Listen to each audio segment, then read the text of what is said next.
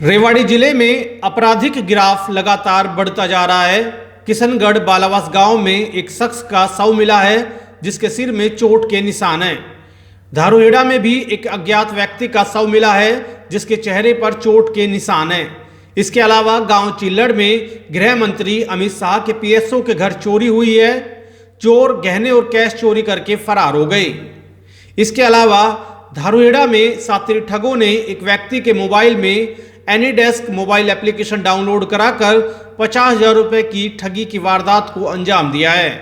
वहीं रेवाड़ी जिले में सड़क हादसों में 3 लोगों की जान चली गई। सबसे पहली खबर किशनगढ़ बालावास गांव से आई, जहां रेलवे स्टेशन के नजदीक रेलवे ट्रैक से लगते गड्ढे में एक शख्स का शव पड़ा हुआ मिला। सूचना के बाद जीआरपी और सदर थाना पुलिस मौके पर पहुंची। शव की शिनाख्त गांव बालावास अहीर निवासी राजेश के रूप में हुई है। पुलिस की शुरुआती जांच में ये हत्या का मामला लग रहा है, क्योंकि मृतक के सिर में गहरी चोट है और पास खून से सना एक पत्थर पड़ा हुआ था। मृतक के बेटे ने बताया कि उसका पिता कल शाम से लापता था। सुबह सूचना मिली कि उसके पिता का शव किशनगढ़ बालावास के स्टेशन के पास पड़ा हुआ है। परिजनों ने किसी पर हत्या का संदेह भी नहीं जताया है। वहीं पुलिस ने इस मामले में केस दर्ज कर जांच शुरू कर दी है। तो सर में चोट मारी हुई है। हाँ चोट है, सिर में पत्थर मार रखे हैं। किसी में शक है? किस सबको सर क्या बताया। वहीं दूसरी खबर धारूहेड़ा औद्योगिक कस्बे से है, जहां एक अज्ञात व्यक्ति का शव मिला है। मृतक के चेहरे पर चोट के निशान हैं, जिससे ये मामला हत्या की वारदात से जुड़ा हुआ लगता है। जानकारी के मुताबिक धारूहेड़ा के सेक्टर 6 थाना पुलिस को सूचना मिली थी कि धारूहेड़ा के सोना रोड स्थित महेश्वरी की सीमा में सबनम नर्सरी के पीछे खेतों में एक व्यक्ति का शव पड़ा हुआ है। सूचना मिलने के बाद पुलिस मौके पर पहुंची और जांच के दौरान ये पाया गया कि मृतक के चेहरे पर कई जगह चोट के निशान हैं। उसके होठ, आंखों पर चोट के निशान थे, जिसकी जेब से कोई कागज नहीं मिला, इसलिए शव की शिनाख्त नहीं हो पाई है।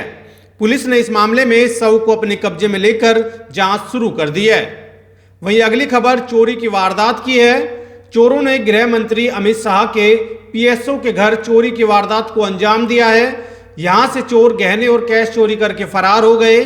जानकारी के मुताबिक रेवाड़ी जिले के गांव चिल्लड़ निवासी नरेंद्र यादव दिल्ली पुलिस में कार्यरत है। वह गृह मंत्री अमित शाह के पीएसओ हैं। शुक्रवार रात को चोर उनके घर में दाखिल हुए और कमरे में रखी संदूक का ताला तोड़कर गहने और कैश चोरी कर ले गए।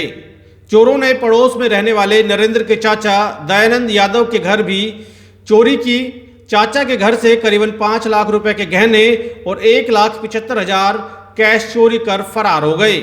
इसके अलावा एक 50,000 रुपए की ठगी करने का मामला भी सामने आया है, जहां शातिर ठग ने एक व्यक्ति के मोबाइल फोन में एनीडेस्क मोबाइल एप्लीकेशन डाउनलोड कराकर 50,000 रुपए की ठगी की वारदात को अंजाम दिया है।